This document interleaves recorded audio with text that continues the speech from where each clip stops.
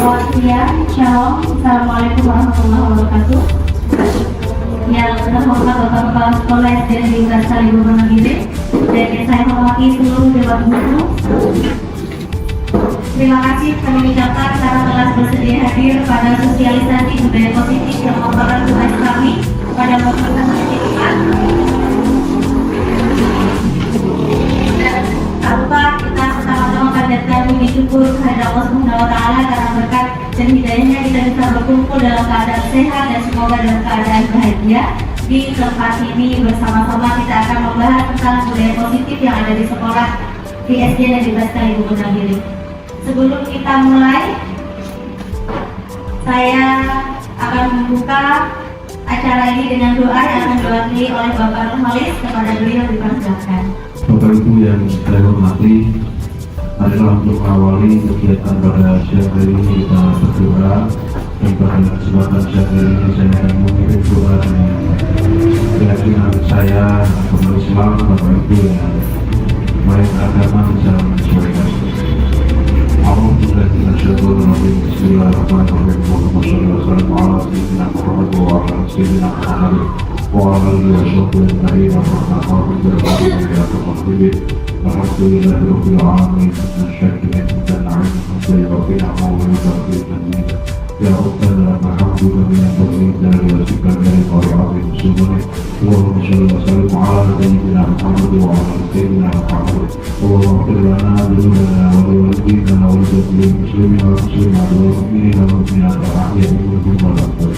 Rabbana atina fid dunya hasanah wa fil akhirati hasanah wa qina adzabannar. Subhana rabbika rabbil izzati amma yasifun wa salamun alal mursalin walhamdulillahi rabbil alamin. Terima kasih telah selesai. Terima kasih Bapak atas kesediaan waktu untuk membacakan doa membuka kegiatan siang hari ini. Saya sebagai C Angkatan 8 mewakili guru Budi, Guru Sudiati Nuraini akan membacakan susunan acara pada siang hari ini. Yang pertama adalah doa pembukaan yang telah kita lalui bersama. Yang kedua ialah sambutan dari Bapak Kepala Sekolah, dan yang ketiga yaitu acara inti, yakni diskusi atau sosialisasi tentang budaya positif yang ada di SD Negeri Kali Boronegiri yang akan kita kaitkan dengan budaya positif berdasarkan pendidikan guru penggerak. Dan yang terakhir ialah penutup atau doa. Untuk mempersingkat waktu, marilah kita menginjak pada acara yang kedua yang disampaikan yang akan disampaikan oleh Bapak Kepala Sekolah SD Negeri Kali Boronegiri. Kepada beliau dipersilakan. Terima kasih atas waktunya. Salam sejahtera untuk kita sekalian. Tuhan memberkati kita. Wassalamualaikum warahmatullahi wabarakatuh. Proses pendidikan tidak dapat membatasi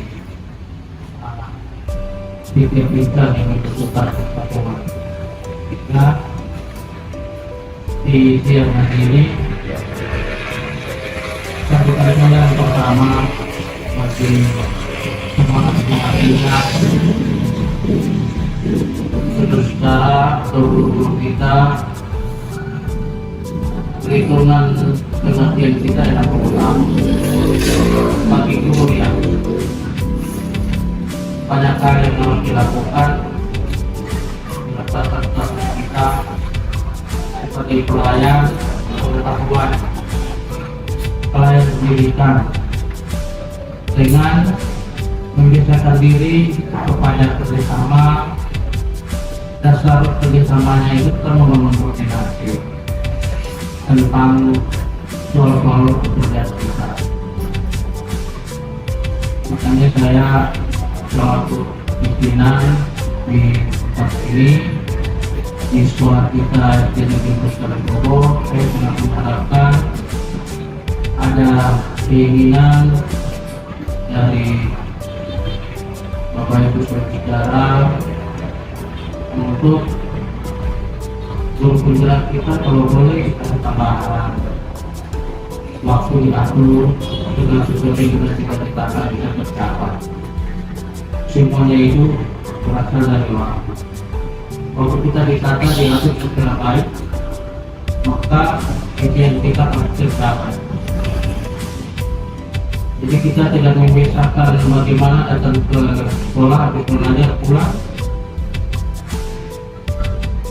sudah tidak ada kegiatan tambahan. Karena banyak hal yang saya secara pribadi tidak tahu dari lembaga itu.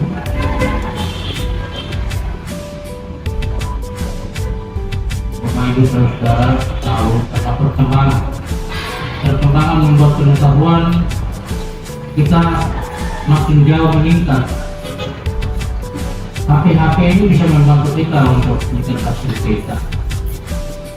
Kalau kita dulu proses untuk pribadinya, waktunya itu diatur secara baik yang memahami tentang apa itu pendidikan, apa itu statusnya sebagai guru. Kalau sekarang, makanya bagi saya yang ditekankan di sini, kita memanfaatkan waktu kita itu.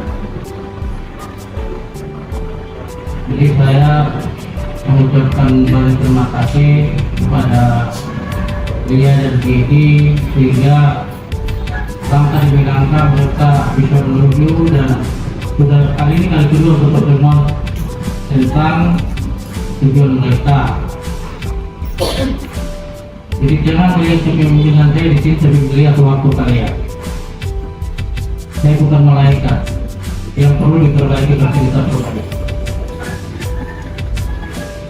Ya, sehingga kesempatan yang diraih oleh teman anak kita berdua ini, kita yang lain bisa mengikutinya. Kalau kita di Universitas Guru 6 guru saja berarti kita sudah masuk di Bapak ini kan lahir hidup tidak pakai time ada pengetahuan dari diri baca-baca buku saja. Tapi saya sangat sadar kalau di impres ini kita punya guru beneran, kalau ada yang berarti kita masuk di dalam SD Unggulan.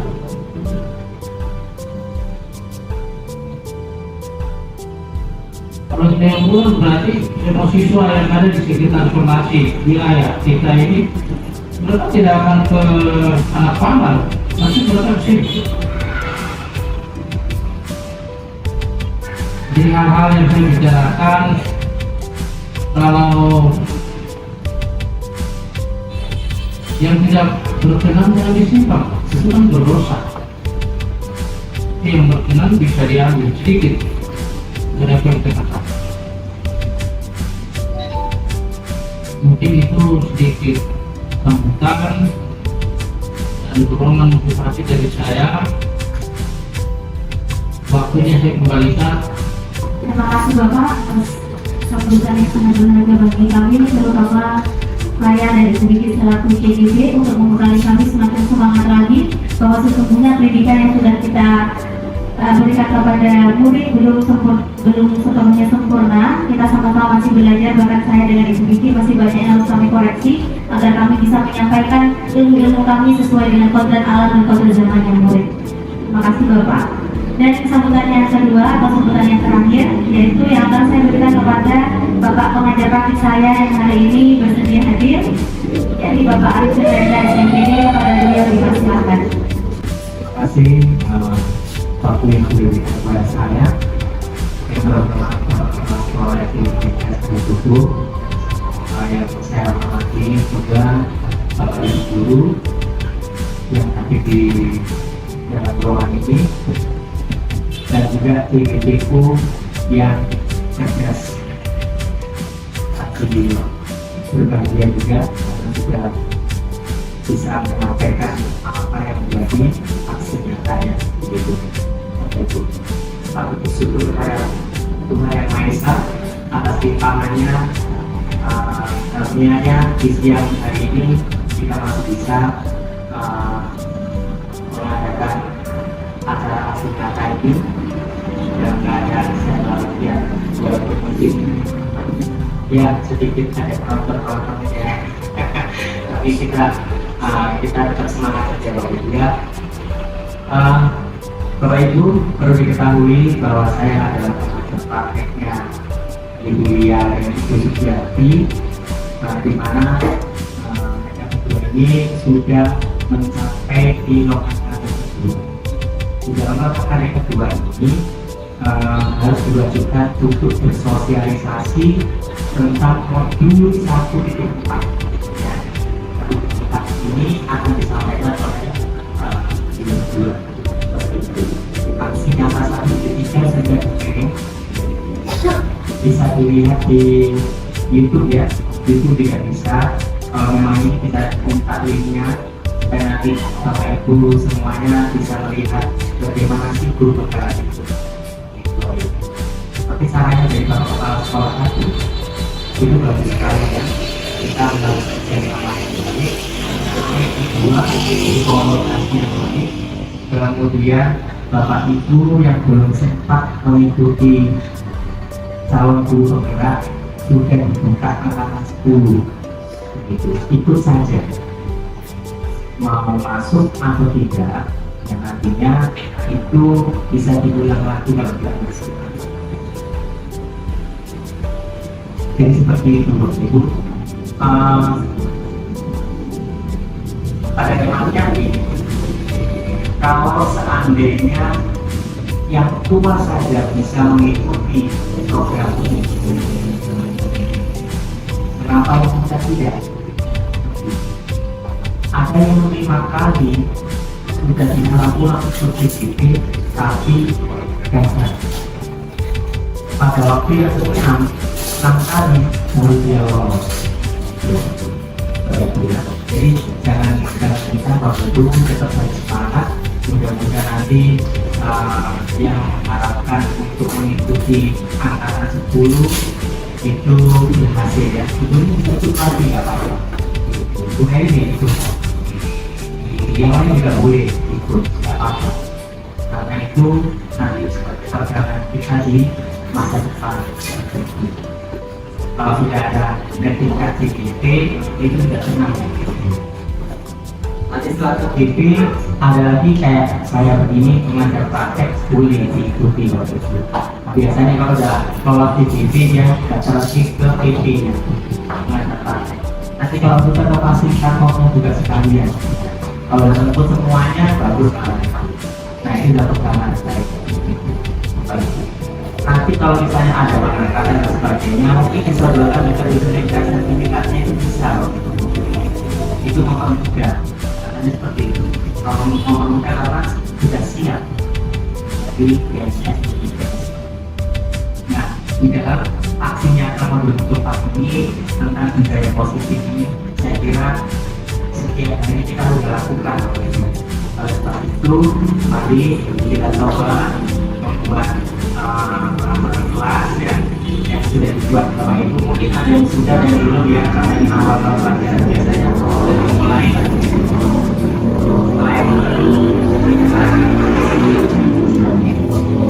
nanti akan disampaikan secara gamblang oleh calon guru penggerak kami ya, Ibu Lia dan Ibu Suciyanti. Mudah-mudahan nanti bermanfaat bagi semuanya. Begitu, jangan bosan Bapak Ibu kalau nanti kedepannya itu aksi-aksi nyata ini akan didemonstrasikan oleh guru penggerak seperti itu. Terutama di sini di bagian Ibu Gigi seperti itu. Mudah-mudahan nanti acara ini sudah baik. Mungkin itu saja penyampaian dari saya, nggak panjang lebar. Nanti yang panjang lebarnya ada di PPT saya. Demikian, wassalamualaikum warahmatullahi wabarakatuh. Shalom. Shalom. Oke, terima kasih banyak. Terima kasih Bapak Pembelajar Praktik, Bapak Rizwan Pereda atas kesediaan waktu untuk memberikan sambutan yang sangat berharga juga, memberikan pembekalan bagi kita bahwa sebenarnya kolaborasi dan kunci utama untuk mencapai tujuan. Bapak Ibu, menginjak acara selanjutnya yaitu acara inti sosialisasi daripada diskusi kami tentang budaya positif. Namun sebelum itu supaya tidak loyo kita yel-yel identitas cari buku dulu. Yang semangat, yang senyum, pancarkan aura kegantengan dan kecantikan Anda masing-masing. SDN Negeri Best Kali Berwarna Biru ya? Yes, yes, yes, mantap. Oke.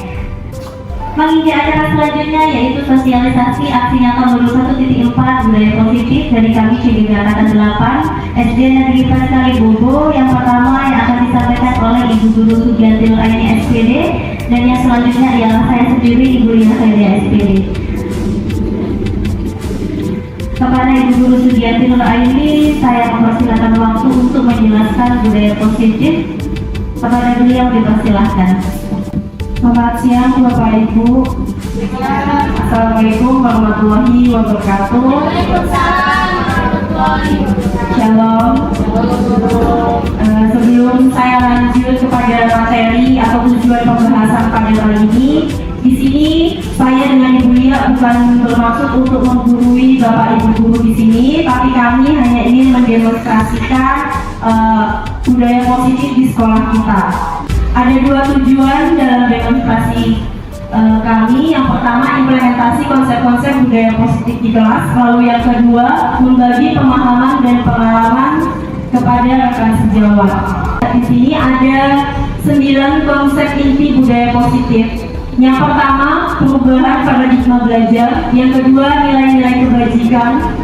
Yang ketiga, disiplin positif. Yang keempat, kebutuhan dasar manusia.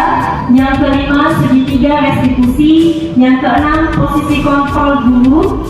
Yang ketujuh, keyakinan kelas. Yang kedelapan, motivasi perilaku.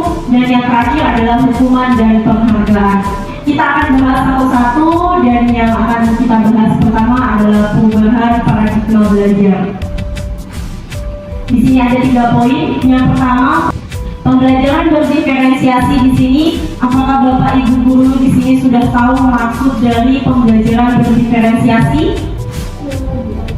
Ya, jadi pembelajaran berdiferensiasi ini dikembangkan berdasarkan karakteristik dan potensi yang dimiliki murid yang berbeda-beda. Pastikan di dalam kelas tidak semua murid punya karakter yang sama atau cara gaya belajar mereka yang sama. Pasti berbeda-beda. Nah, oleh sebab itu di sini terdapat perubahan paradigma belajarnya. Lalu yang kedua, pendidikan bersifat menuntun sesuai kebutuhan murid. Pada sosialisasi sebelumnya sudah saya jelaskan bahwa guru itu seharusnya menuntun, bukan menuntut anak dalam pembelajaran.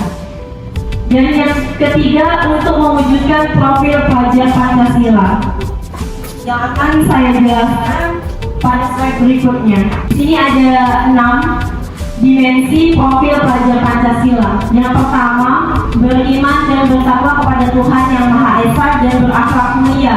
Jadi kita menanamkan iman, keagamaan kepada murid serta tidak lupa dengan akhlaknya. Lalu yang kedua, berkebinekaan global. Lalu yang ketiga, bergotong royong. Ini yang selalu kita terapkan di sekolah atau di budaya bangsa kita, yaitu gotong royong, bekerja sama, kolaborasi antara sesama guru, sesama siswa, dan guru serta siswa maupun orang tua. Lalu yang keempat, mandiri. Jadi anak-anak itu dituntut untuk mandiri dalam pembelajaran. Mereka bisa memecahkan masalah mereka sendiri. Kita hanya membimbing sebagai fasilitatornya. Lalu yang berikut, bernalar kritis. Anak-anak di sini bukan dituntut ya, tapi kita menuntut mereka untuk bernalar kritis. Dari yang biasanya kita belajar cuma menonton saja, kalau kita tanya mereka cuma diam. Kalau kita tanya, sudah mengerti nak? Mereka bilang, sudah Ibu Guru, padahal mereka nggak tahu apa-apa. Nah, itu tugas kita, bagaimana cara kita mewujudkan anak-anak yang bernalar kritis. Lalu yang terakhir, kreatif. Di sini kreatif dalam belajar biasanya ketika praktek atau ketika belajar mereka mengembangkan ide-ide mereka sendiri. Ini yang berikut, miskonsepsi tentang teori kontrol. Jadi ini ada ilusi-ilusi pemahaman kita selama ini yang keliru telah kita gunakan selama ini. Yang pertama, ilusi guru mengontrol murid. Pada dasarnya ketika kita mengontrol murid, kita berpikir bahwa murid ini mematuhi kita karena mereka sudah kita kontrol. Padahal tidak, mereka mengizinkan diri mereka untuk kita kontrol. Nah, yang kedua, ilusi bahwa semua penguatan positif positif, efektif, dan bermanfaat. Jadi penguatan, terus bujukan-bujukan yang kita berikan kepada anak-anak, kita berpikir bahwa itu efektif dilakukan karena mereka mematuhinya. Padahal di situ mereka juga mengizinkan dirinya untuk dikontrol. Lalu yang ketiga, ilusi bahwa kritik dan membuat orang merasa bersalah dapat menguatkan karakter. Nah, ini sering juga digunakan oleh guru bahwa kalau kita mengkritik dengan kata-kata yang halus lalu membuat mereka merasa bersalah, itu dapat membuat karakter mereka lebih baik. Padahal tidak, Bapak Ibu. Itu bisa membuat mereka bermusuhan dengan kita, seperti tidak senang dan lain sebagainya. Lalu yang terakhir, ilusi bahwa orang dewasa memiliki hak untuk memaksa. Jadi kita sebagai orang dewasa biasanya menuntut anak mereka harus jadi seperti apa yang kita inginkan di kelas. Nah, itu salah ya Bapak Ibu, karena seharusnya kita itu menuntut sesuai dengan potensi dan karakteristik mereka masing-masing. Nah, di sini ada paradigma stimulus respon ke teori. Yang kita gunakan selama ini adalah stimulus respon kepada anak-anak. Dan ini keliru karena tidak sesuai dengan yang kita perlukan untuk kebutuhan anak-anak. Yang pertama, realitas kebutuhan kita itu sama. Padahal menurut teori kontrol itu adalah beda. Jadi kebutuhan kita itu setiap orang beda-beda. Guru sesama guru saja beda, apalagi murid dengan murid. Lalu yang berikut, semua orang melihat hal yang sama. Itu menurut stimulus respon. Namun teori kontrol mengatakan bahwa setiap orang itu memiliki gambaran yang berbeda, jadi tidak semuanya sama.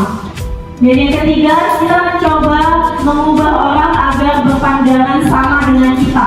Nah, ini yang sering tadi kita mau anak murid itu sesuai dengan pandangan kita, padahal mereka punya gaya belajarnya mereka masing-masing. Yang seharusnya adalah kita berusaha memahami pandangan orang lain tentang dunia. Dan yang berikut, perilaku buruk dilihat sebagai suatu kesalahan.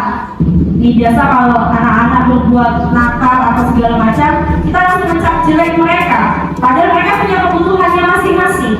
Nah, menurut teori kontrol, semua perilaku memiliki tujuan.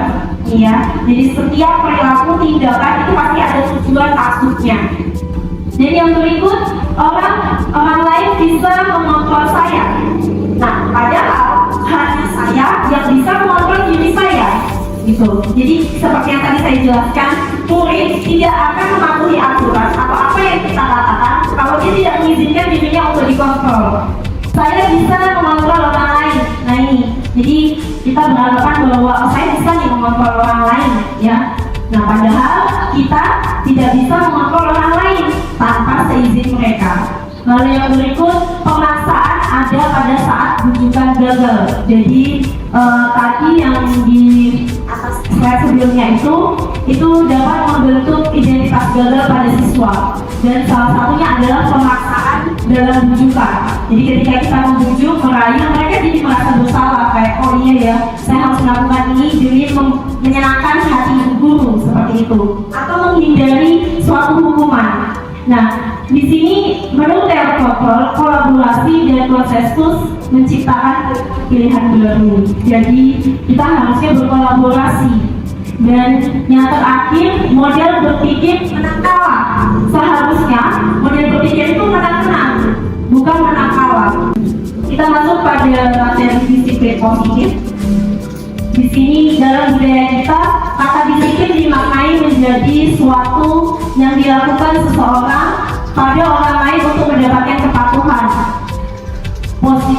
Positif adalah keadaan jiwa seseorang yang dipertahankan melalui usaha-usaha secara sadar bila sesuatu terjadi pada dirinya, supaya tidak membelokkan fokus mental kepada yang negatif. Itu pengertian dari kata disiplin dan kata positif. Nah, disiplin positif sendiri merupakan pendekatan mendidik murid untuk melakukan kontrol diri dan pembentukan kepercayaan diri serta menentukan kesadaran murid tanpa imbalan, penghargaan dan penghukuman. Karena yang kita lakukan selama ini di kelas adalah selain kita memberikan penghukuman, kita pasti memberikan iming-iming dengan imbalan. Ya, kita mau masuk di kehadiran seperti saya sebelumnya, supaya anak-anak hadir, saya harus memberikan apresiasi, hadiah atau penghargaan. Nah, itu sebenarnya dapat berjalan dengan efektif, namun dalam jangka yang singkat. Nah, tujuan penerapan disiplin positif di sekolah yaitu dapat menumbuhkan motivasi internal murid untuk menerapkan budaya positif dan bertanggung jawab atas keyakinan atas dasar nilai-nilai kebajikan universal. Disiplin positif juga dapat menciptakan suasana pembelajaran yang menyenangkan, aman, sehat, dan lingkungan yang berkualitas. Tujuan utama disiplin positif adalah menanamkan motivasi yang ketiga pada murid-murid, yaitu untuk menjadi orang yang mereka inginkan dan menghargai diri sendiri dengan nilai-nilai yang mereka percaya. Jadi tujuan disiplin positif adalah untuk poin yang ketiga. Nanti akan dijelaskan pada slide berikutnya tentang disiplin positif. Dan ini adalah nilai kebajikan menurut IBO Primary Years Program atau PYP.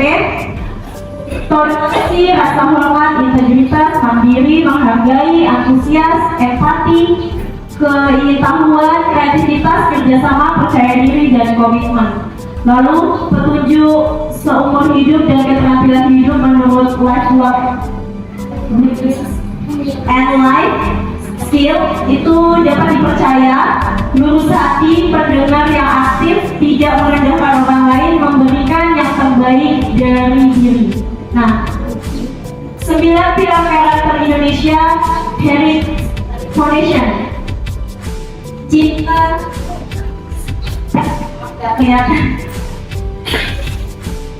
cinta Tuhan dan segenap ciptaannya. Yang kedua, kemandirian dan tanggung jawab. Ketiga, kejujuran dan diplomatis. Yang keempat, hormat dan santun. 5, sukarelawan.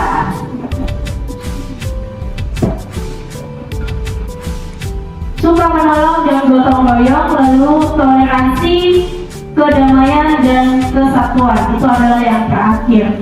Jadi nilai yang disepakati bersama lepas dari suku, bangsa, agama, bahasa maupun latar belakangnya. Jadi kalau kita ingin menciptakan suatu disiplin positif, kita tidak boleh melihat latar belakang dari setiap anak. Kebutuhan dasar manusia, di sini seluruh tindakan manusia itu memiliki tujuan tertentu. Semua yang kita lakukan adalah usaha terbaik kita untuk mendapatkan apa yang kita inginkan. Ketika kita mendapatkan apa yang kita inginkan, sebetulnya saat itu kita sedang memenuhi satu atau lebih dari kebutuhan dasar kita. Jadi tindakan yang kita lakukan selama ini itu berdasarkan tujuan yang ingin kita capai. 5 kebutuhan dasar manusia. Yang pertama adalah kebutuhan bertahan hidup. Jadi kita ini mempunyai kebutuhan untuk bertahan hidup, makanya kita masih ada sampai saat ini. Ya, di situ yang pertama ada kesehatan, sandang, pangan, dan papan. Itu adalah kebutuhan pokok. Lalu yang kedua, kasih sayang dan rasa diterima, yaitu diterima, dipedulikan, dan disayangi pada koneksi sosial serta merasa menjadi bagian dari kelompok. Ini saya rasa semua orang merasakannya. Lalu yang ketiga, penguasaan. Kebutuhan ini meliputi keinginan untuk dianggap berharga, bisa membuat perbedaan, bisa membuat pencapaian, kompeten, diakui, dan dihormati. Lalu yang keempat, kebebasan. Kebebasan di sini mandiri, memiliki pilihan, mampu mengendalikan dirinya, mencoba hal-hal baru. Dan yang terakhir ada kesenangan. Jadi bermain, tertawa, antusiasme itu adalah kebutuhan dasar dari manusia. Ini adalah motivasi perilaku manusia. Kalau tadi kebutuhan dasar manusia, sekarang motivasi perilaku manusia. Ada 3. Yang pertama, untuk menghindari ketidaknyamanan atau hukuman. Nah, ini biasanya kalau kita tidak ingin, anak-anak itu tidak ingin kita hukum, pasti dia akan melakukan suatu tindakan sesuai keinginan kita. Nah, itu termasuk motivasi untuk menghindari ketidaknyamanan atau hukuman. Lalu yang kedua, untuk mendapatkan imbalan atau penghargaan dari orang lain. Biasa juga anak-anak bahkan diri kita sendiri melakukan atau menerapkan motivasi ini pada diri kita. Dan yang ketiga, untuk menjadi orang yang mereka inginkan dan menghargai diri sendiri dengan nilai-nilai yang mereka percaya. Inilah yang harusnya kita terapkan pada anak, yaitu motivasi perilaku yang ketiga. Nah, motivasi yang pertama dan kedua merupakan motivasi internal berdasarkan dorongan dari orang lain. Namun kalau motivasi yang ketiga itu adalah motivasi internal yang ada pada diri anak-anak masing-masing. Pada slide berikutnya akan dijelaskan oleh Ibu Lia. Kesempatan dan waktunya saya berikan kepada beliau. Ya, sesuai yang mulia. Pada intinya tetap ya Bapak Ibu bahwa kami bukan menggurui, tetapi kami sekedar mengeksplorasi apa yang sudah kami pahami, yang semoga bisa mengajak Bapak Ibu guru. Mari kita kemas pendidikan murid menjadi menuntun murid, bukan menyuruh-nyuruh. Kadang-kadang kita saat ini masih menyuruh, kamu harus begini. Padahal bukan. Sesuai dengan apa yang sudah kita sosialisasikan pertama, semua anak lahir di dunia sudah dalam keadaan punya bakat tetapi masih samar. Dan itulah tugas kita menebarkannya. Tadi sudah dijelaskan oleh Bu Guru Gigi tentang motivasi perilaku manusia. Saya sendiri pun sadar bahwa sampai saat ini motivasi saya bergerak itu karena takut hukuman. Contoh, hari Senin Bapak Kepala Sekolah biasanya sudah tutup gerbang. Jadi saya jam 7 sudah keburu-buru dengan sekolah takut ditutup. Nah itu salah. Gitu orang tepuk tangan dulu. Prinsipnya bagi saya salah dan sudah introspeksi diri, sadar diri, jangan sampai saya menyalahkan, sekolah ini kenapa tutup pintu? Padahal saya yang salah, tapi saya protes, itu tidak benar. Nah itulah yang akan kami bahas sama-sama pada slide selanjutnya, yaitu hukuman bersifat satu arah. 2. Murid tidak tahu apa yang akan terjadi atau tidak dilibatkan. 3. Tidak terencana atau tiba-tiba. Dan 4. Hukuman fisik atau psikis. Hukuman itu pada dasarnya satu arah, kita yang membuat, dia yang dihukum. Contoh, kalau kamu tidak piket, besok harus kamu cuci WC. Nah itu hukuman, karena dia tidak menerima dia atau tidak, tapi kita sudah memaksa dia untuk melakukannya. Itu hukuman. Yang kedua, konsekuensi. 1. Murid tetap tidak nyaman. 2. Guru memerintahkan murid. 3. Terencana atau disepakati. Ini meskipun kita sudah membuat kesepakatan, tapi kesepakatan itu tetap kita yang buat. Sama-sama murid tidak diberikan kebebasan untuk memilih. Contoh, kamu tidak mengerjakan matematika, nanti Bu Guru kasih kamu hukuman ya. 1. Kamu cuci WC, atau 2. Kamu menyalin buku semisal. Itu sama-sama diberikan pemilihan yang dia sepakati. Contoh murid bilang 2 saja deh Bu Guru, karena saya balas bersih-bersih. Sama saja dia tidak merasa bebas. Itu tetap dari kita. Nah, yang ketiga yang belum kita laksanakan dan semoga akan kita laksanakan, yaitu restitusi. 1. Berkolaborasi dengan murid agar murid mengetahui dan memahami kesalahan. 2. Mengajarkan murid mencari solusi permasalahannya. Ini tidak semudah memberikan telapak tangan karena 1. Rasa sabar kita. Saya juga tidak sabar karena tidak melakukan restitusi, tinggal hukum saja. Padahal hukum membuat anak ketergantungan atau hanya manipulatif. Di depan kita dia, nanti kita balik badan sudah kembali pada kebiasaannya. Posisi kontrol guru untuk terkait restitusi nanti kita akan bahas lebih dalam pada slide yang agak akhir. 5. Posisi kontrol guru. Seharusnya kita bisa memposisikan kita pada pertama, membuat rasa bersalah. 2. Penghukum. 3. Pemantau. 4 teman dan 5 manajer. Apakah kita termasuk salah satu di dalamnya dan apakah posisi kita sudah tepat? Itu akan kita bahas. Yang pertama, saya mengambil kasus ini, kami mengambil kasus yaitu murid yang suka bolos di jam terakhir, karena ini sudah kebiasaannya turun-temurun kayak tradisi. 1. Jika saya sebagai pembuat rasa bersalah, maka saya akan memanggil anak itu, kemudian saya bilang, ayolah, kamu tidak kasihan sama ibu guru ya? Ibu sudah capek-capek mengajar kamu, ibu sangat kecewa. Itu pasti sering kita lakukan. Atau enggak, ayo ada kepala sekolah, nanti guru tegur Pak. Nah, itu berarti membuat rasa bersalah kita. Kemudian yang kedua, posisi penghukum yang tadi sudah saya jelaskan. Setelah pulang sekolah, kamu harus membersihkan kelas. Tidak koma langsung pakai titik sehingga anak merasa, waduh, saya disekap lagi, saya tidak diberikan kebebasan. Yang selanjutnya, posisi teman dalam kasus yang sama. Jika saya sebagai teman seorang guru, biasanya dia akan melakukan tutur kata, ayolah ibu guru minta kerjasamanya, please jangan kamu ulangi lagi ya, nanti ibu guru ditegur. Ini sering, bahkan saya juga pernah. Ayolah kita kerjasama, buktikan kalau dulu kelas 6, ayo kita pacaran kamu supaya kamu tuh begini. Itu berarti saya sedang memposisikan saya sebagai teman. Nah, selanjutnya adalah posisi pemantau. Karena kamu sudah bolos, maka ibu guru akan membuat surat panggilan orang tua. Nanti kepala sekolah akan menindaklanjuti. Ini sering terjadi bahkan sampai sekarang. Kita lepas tangan dengan alibi nanti dapat surat panggilan. Itu berarti kita hanya pemantau. Dan yang terakhir, posisi manajer. Ini yang seharusnya kita lakukan. Karena kalau posisi sebelumnya membuat anak kadang ketergantungan sama kita. Jadi dia akan baik jika ada kita. Kalau tidak, ya kalau baik ya alhamdulillah, kalau enggak ya berarti kita gagal. Posisi manajer, biasanya kita akan melakukan tindakan secara asesmen diagnostik. Kita panggil si anak berdua dalam kantor atau dalam ruangan kita. Kemudian, apa kamu tahu bahwa perbuatan kamu itu salah? Apa alasannya? Bagaimana cara kamu akan berubah? Itu jarang kita lakukan. Karena satu, kita perlu sabar.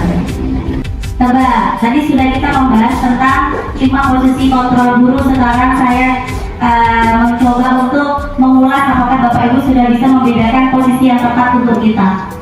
Kasusnya di sini adalah murid yang suka berbuat usil kepada teman. Kamu selalu usil, tidak bisa ya kamu berubah demi ibu guru. Coba saja kamu jangan berbuat aneh-aneh. Nah, kira-kira di posisi apa? Pemantau, manajer, pembuat rasa bersalah. Ada kata kunci. Kamu selalu usil, tidak bisa ya kamu tidak bisa ya kamu berubah demi ibu guru. Demi ibu guru, berarti dia posisinya teman, ya. Karena dia merasa bestie dengan muridnya, jadi dia seakan-akan kamu harus mengikuti apa yang ibu guru contohkan. Nah, yang kedua, kamu lagi yang nakal. Sepulang sekolah kamu harus membersihkan ruang kelas sendirian. Kira-kira posisi apa ini? Hukuman, ya kan langsung tidak ada kesepakatan dari murid asal kita tunjuk saja. Yang ketiga, tiap hari ada saja kelakuan kamu. Ibu sudah sangat kecewa dan sedih. Kira-kira posisi apa? Ada kata-kata ibu sudah kecewa dan sedih. Si anak sehingga membuat dirinya sudah kecewa, sudah sedih. Gara-gara saya merasa bersalah. Yang terakhir, setelah kamu minta maaf dan besok jangan kamu ulangi lagi. Kira-kira posisi apa ini? Media pemantau, asal nyuruh-nyuruh tanpa dikasih contoh. Mantau saja, seperti yang saat ini masih kita beberapa lakukan, termasuk saya. Yang terakhir ini yang susah. Mengapa kamu berbuat demikian? Nah, apa keyakinan kelas yang sudah kamu langgar? Apa yang harus kamu perbaiki? Posisi apa ini? Manajer, ada pilihan lain sih. Keyakinan kelas. Loh, kok keyakinan? Kenapa bukan peraturan kelas? Ibu guru ini bisa bantu untuk membantu ini. Nanti Bapak Ibu tolong tulis peraturan kelas yang sudah disusun 5 saja di tabel yang atas. 5 saja, tidak perlu banyak-banyak. 5 dulu.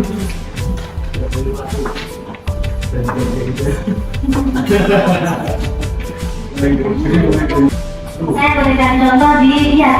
Memang harusnya kita sudah dicontek. Jadi contoh aja satu, peraturan kelas yang biasanya kita buat untuk anak. 1, tidak boleh terlambat, itu peraturan. 2, harus buang sampah di tempatnya, itu peraturan. Silakan Bapak Ibu buat 5. Bisa mengaca dari kelas sebelumnya secara umum, karena pasti hampir sama antara kelas 1 dan kelas yang lainnya. Saya meminta 2 guru untuk mendemonstrasikan peraturan kelas yang sudah disusun. Barangkali ada yang mau mewakili, saya persilakan untuk mengemukakan pendapatnya. Assalamualaikum warahmatullahi wabarakatuh. Saya akan membacakan peraturan kelas saya. Mungkin jadi kan baru tahun ajaran baru, jadi kita baru memulai. Jadi ini beberapa peraturan di kelas saya, yaitu di kelas 4B. Yang pertama yaitu memulai dan mengakhiri kelas dengan doa. Ya, sesuai dengan Pancasila kita yang pertama yaitu ketuhanan yang Maha Esa. Pastinya kita memulai dengan doa. Terus yang kedua menerapkan 5S, yaitu senyum, sabar, salam, sopan, dan santun. Yang ketiga menjaga kebersihan kelas. Yang keempat datang tepat waktu. Yang kelima, mengumpulkan tugas tepat waktu dan aktif dalam pembelajaran. Baik, terima kasih. Terima kasih Bu Guru. Selanjutnya saya berikan waktu kepada Ibu Guru. Ibu Guru Esa, Ibu Guru Esa, Ibu Guru Isi. Peraturan yang sudah kita buat tahun lalu bisa apa yang akan kita buat hari ini untuk mendatang. Iya baik, terima kasih buat kesempatan yang diberikan kepada saya. Iya, perkenalkan nama saya Esther Surubah. Saya guru kelas 5A. Untuk peraturan kelas yang sudah saya buat sebelum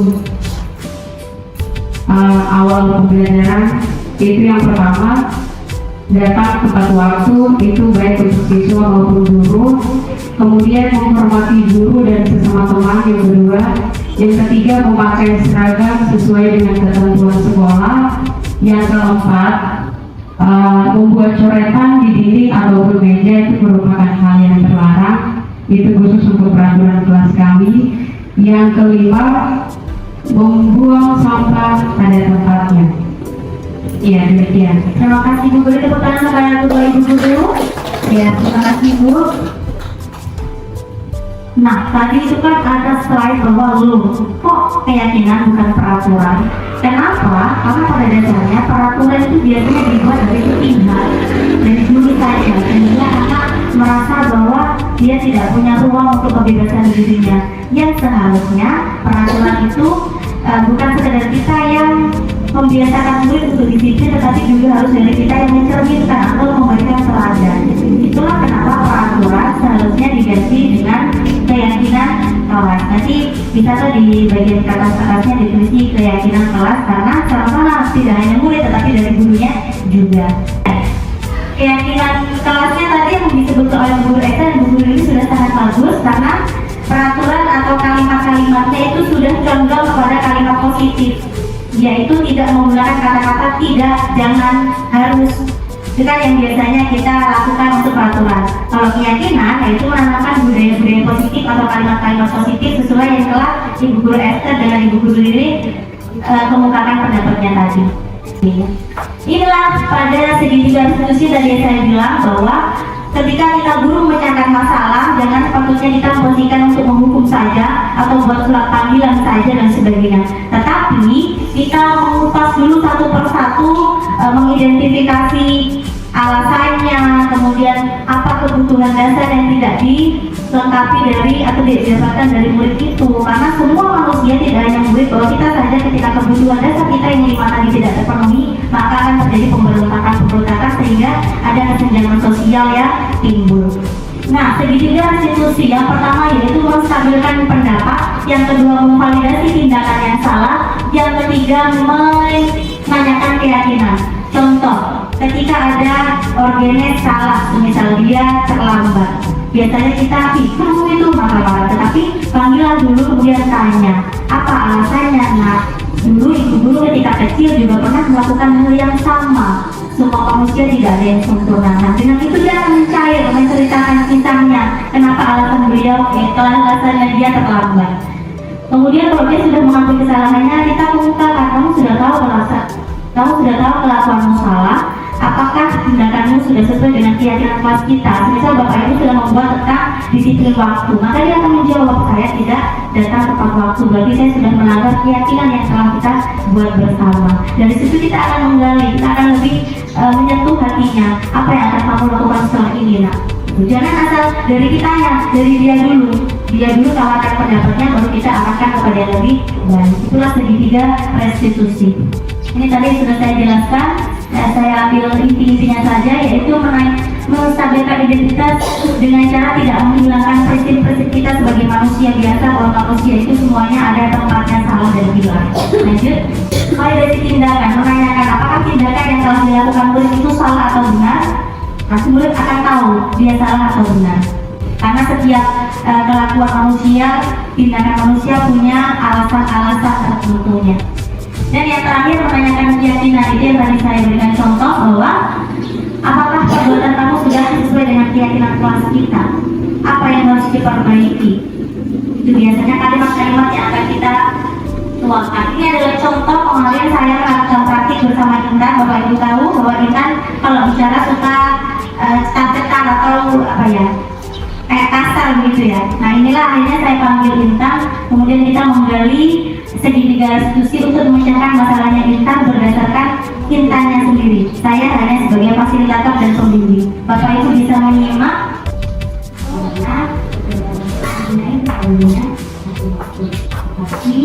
Dari sini ibu guru nanti akan dibawa ke Intan. Kenapa? Karena Intan tidak melakukan hal-hal yang lebih buruk lagi. Intan memukul, mendorong, Intan hanya marah-marah juga, dan maki-makinya pun tidak menggunakan bahasa yang kasar kan tadi? Iya. Tidak hanya soal Intan yang keras ya, tidak menggunakan. Kira-kira tindakan Intan ini salah atau benar? Salah dulu. Apa yang salah? Kemudian ada teman, cara itu sedikit jadinya marah ya. Alasannya apa? Kita sampai menaruh semangat begitu. Saya sudah jelaskan berkali-kali bahwa dia tidak bergerak, bilang dia punya, tapi dia tidak bergerak. Dia malah main-main di belakang. Oh, ini kan berbesar marah. Apa yang sudah kita lakukan itu memang salah, ada salah karena kita marah-marah temannya. Nah, kira-kira apa yang sudah kita lakukan itu sudah sesuai dengan keyakinan kelas kita belum? Belum. Apa yang sudah kita lakukan? Menghargai teman. Menghargai teman. Kalau kita sudah tahu, saya bertanya, menghargai teman itu penting tidak? Penting. Kalau penting berarti keyakinan kelas mana yang harus kita terapkan lebih dalam lagi? Menghargai teman, menghormati teman, dan karena marah-marah berarti tidak sama. Berarti kita harus menerapkan problem juga. Kita harus sadar bahwa setiap teman berbeda, punya kelebihan dan kelemahan masing-masing. Setelah ada kejadian ini, apa yang akan kita lakukan? Saya akan belajar lebih menghargai teman dan belajar lebih sabar. Paling utama harus meminta maaf. Kita sekarang pergi ke barat lagi, terus minta maaf sama teman tadi. Ya itu Bapak Ibu Guru diberikan, semoga menjadi pandangan untuk kita semua di sini untuk memecahkan permasalahan murid harus menggunakan 3 tahapan, yaitu menstabilkan identitas. Kita tidak bisa menghilangkan identitas manusia yang tempatnya salah. Kemudian yang kedua menanyakan validasi tindakan yang salah, dan yang terakhir adalah menanyakan keyakinan. Itulah diskusi atau sosialisasi kami siang hari ini, semoga bermanfaat. Pada kesimpulannya adalah yang bisa merubah kedisiplinan atau budaya-budaya yang bisa kita terapkan menjadi positif adalah dari guru itu sendiri yang menjadi teladan. Kemudian murid akan mengambil cerminan dari apa yang telah kita lakukan yang bisa mereka tangkap oleh panca indera mereka. Sebelum kami tutup, Bapak Ibu, izinkan saya menyampaikan kata-kata mutiara. Mengapa kamu membatasi dirimu? Lakukanlah yang terbaik untuk hidupmu yang tak akan pernah terulang lagi. Mengalirlah baik jernih yang dapat memposisikan dirinya tanpa syarat. Ingat, kesempatan tak datang 2 kali. Jika Bapak Ibu nanti mempunyai keinginan untuk mengikuti guru penggerak angkatan selanjutnya, monggo, pintu terbuka lebar. Terima kasih, kami mengucapkan mohon maaf apabila ada salah kata. Sebelum kami tutup, saya memberikan waktu kepada Ibu Dian Yunita Papahan agar bersedia untuk menutup acara hari ini dengan doa. Kepada beliau dipersilakan. Baik, mungkin di sini saja saya doa dan doa. Baik, kita akan menutup kegiatan kita pada siang hari ini. Saya mengajak Bapak Ibu kita semua untuk berdoa. Saya akan bawa ke dalam keyakinan Kristen. Bapak Ibu guru yang lain dapat menyesuaikan berdoa dimulai. Terima kasih Tuhan, terima kasih buat penyertaan-Mu yang selalu baru dalam kehidupan kami dan pagi hingga siang hari ini ya Tuhan. Kami boleh sehat, kami boleh kuat itu semua karena anugerah-Mu, dan kami juga sudah melakukan kegiatan daripada CGP, daripada rekan guru kami yang sudah melakukan budaya positif, sosialisasinya ya Tuhan. Biarlah apapun yang kami pelajari, apa yang kami dengarkan dari sosialisasi ini, kami boleh terapkan itu di anak-anak murid kami ya Tuhan, sehingga apapun kami sebagai guru yang kami lakukan itu boleh menjadi berkat, menjadi kebaikan untuk anak-anak bangsa kelak ya Tuhan. Dan Tuhan Yesus, kami akan pulang ke rumah kami masing-masing. Kami Kau berkati kami dan perjalanan dari sini sampai kami di rumah dengan selamat tanpa kekurangan atau apapun. Berkati juga kepala sekolah, pengajar praktik, CGP angkatan 8 dan kami Bapak Ibu guru, biarlah kami boleh senantiasa sehat, kuat, sehingga kami boleh mengajarkan dan memberikan nilai-nilai positif pada anak-anak murid di SD sekali ini ya Tuhan. Terima kasih kami sudah berdoa menjadi syukur. Haleluya, amin. Baik, terima kasih. Terima kasih Ibu Dia sudah membawakan kita dalam doa. Mohon berdiri dulu, kita salam dulu penggerak. Ya, berdiri. Tunjukkan suara emas masing-masing. Kalau saya bilang salam guru penggerak, jawabnya tergerak, bergerak, menggerakkan. Bisa? Ya. Salam guru penggerak, tergerak, bergerak, menggerakkan. SD Negeri Pres Kali Bobo. Yes, mantap. Terima kasih, tepuk tangan diri kita masing-masing. Assalamualaikum warahmatullahi wabarakatuh. Selamat siang, shalom.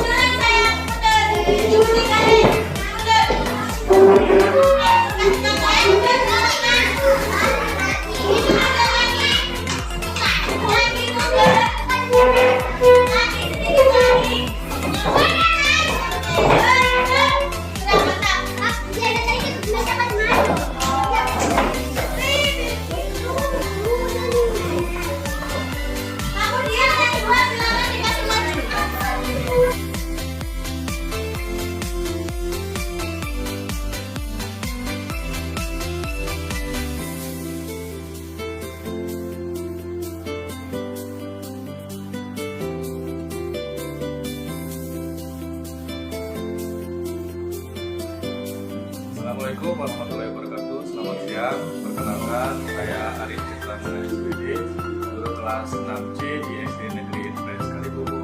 Setelah saya mengikuti seminar tentang budaya positif yang diterapkan di sekolah, beberapa hal yang bisa saya ambil poinnya adalah kita sebagai guru harus memberikan ruang kepada siswa untuk melibatkan mereka dalam segala aktivitas yang berkaitan dengan kondisi di lingkungan sekolah maupun di lingkungan kelas. Sederhananya adalah kita bisa membuat peraturan kelas yang sederhana dengan melibatkan siswa. Jadi tidak hanya dari sisi guru saja, tetapi dari sisi siswa juga dilibatkan. Sehingga siswa bisa menyampaikan pendapat, menyampaikan keinginan tentang sederhananya peraturan. Nah, dengan demikian diharapkan timbul atau muncullah tanggung jawab yang dimiliki oleh siswa dalam kesehariannya di kelas. Itu mungkin yang bisa saya sampaikan. Sekian, terima kasih. Selamat siang. Assalamualaikum warahmatullahi wabarakatuh. Terima kasih buat kesempatan diberikan kepada saya untuk sosialisasi hari ini yang telah dilaksanakan oleh dua CGP cantik yang mewakili sekolah kami SD Negeri Kali Bobo mengenai materi budaya positif. Sangat bermanfaat sekali bagi saya selaku guru kelas mengenai budaya positif yang harus kita kembangkan, kita terapkan kepada siswa. Sebelum kita menerapkan budaya positif itu kepada siswa, alangkah baiknya apabila guru dan siswa itu bisa menempatkan diri sesuai dengan budaya-budaya positif yang telah dipaparkan oleh kedua CGP kami di sekolah ini.